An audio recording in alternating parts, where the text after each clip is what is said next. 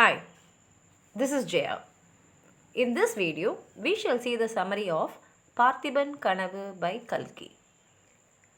Parthiban Kanavu is written in three parts.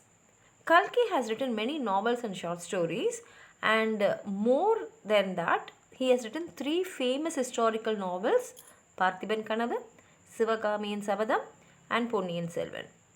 And in this Parthiban Kanavu, he has based on the real history factors, but only 50% of history is there.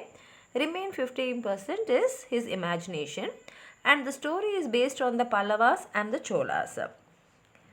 The story goes like this. Narasimha Varman and Paranjodi defeat the Chalukya king Pulikesi. After this, Paranjodi becomes a devotee of God and is called as Sirthondar. Narasimha Varma Pallavan thinks that Ashoka and then Mughals ruled from Himalayas to Kalinga. And under Kalinga only comes this Chera, Chola, Pandya and Pallavas. Now he wants to bring all the kingdoms under his control. First he wanted to cover the southern part of India and then the northern part. But he did not want to fight with the southern kingdoms. So he sends a messenger asking these kingdoms to come under his control. If they refuse, then they'll have to face him in the battlefield. Already the Cholas were under the Pallavas. But King Parthiban, who was the ruling king of Chola, did not pay the tribute for nearly 7 years. So Narasimha Varman sends a messenger asking the reason. But Parthiban rudely replies that he is not willing to be under them and that he is willing to face them in the battle.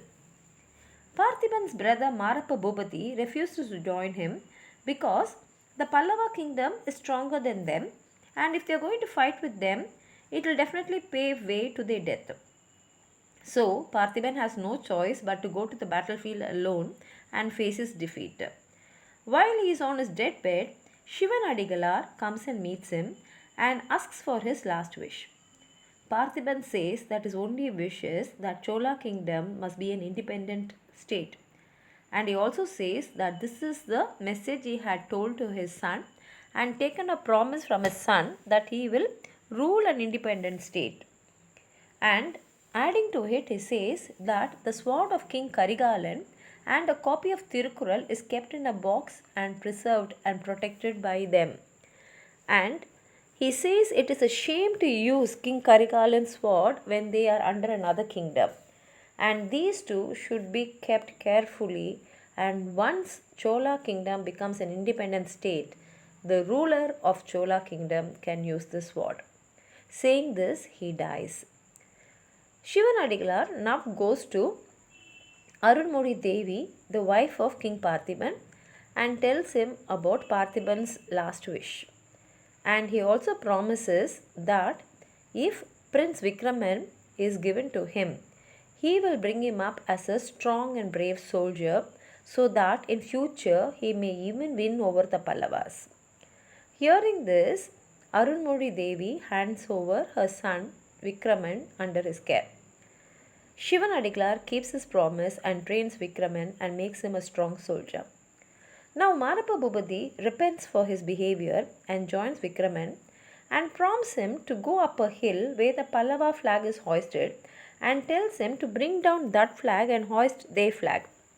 Vikraman also agrees to do so, but before going he goes to get the blessings of Shivan Adigalar and tells him about his plan. Shivan Adigalar tells him not to trust his uncle, but he says that he will not be a barrier to any of his endeavors and blesses him. But Vikraman is arrested by the Pallava soldiers and is taken to the king's court. Along with him, there is a sailor named Ponnan who supports Vikraman, but somehow Ponnan manages to escape from there. On his way to the king's court, Vikraman is seen by Kundavai, the daughter of Narasimha Pallavan. The moment Kundavai and Vikraman see each other, they fall in love. But Vikraman does not know that she is the princess of the state.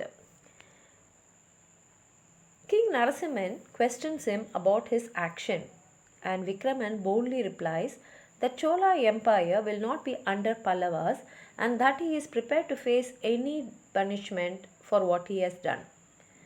Narasimhan, considering Vikraman's young age, does not want to give him death penalty because for such a crime, death is the punishment. But he deports him to Shenbaka and also tells him that he can be a ruler there. But if he comes out of the island, he will be punished with death sentence.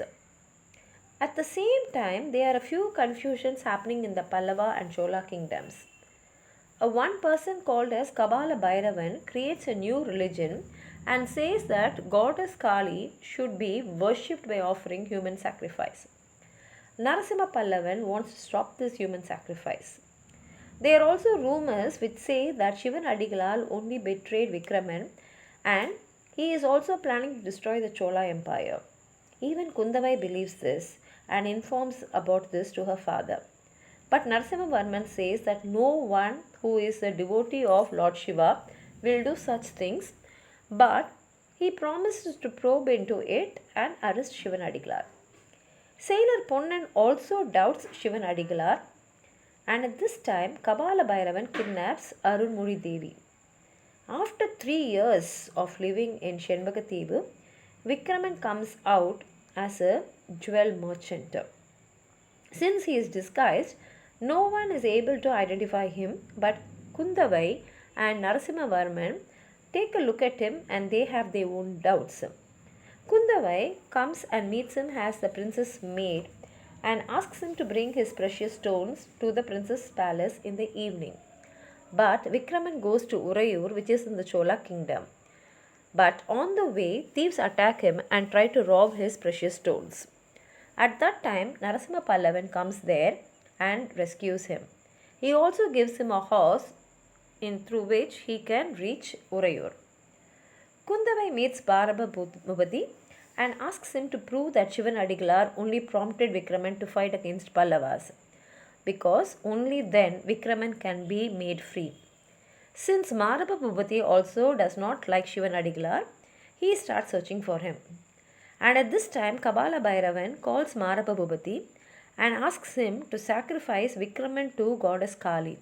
And he says that if he does so, he may even become the king of the Pallava kingdom.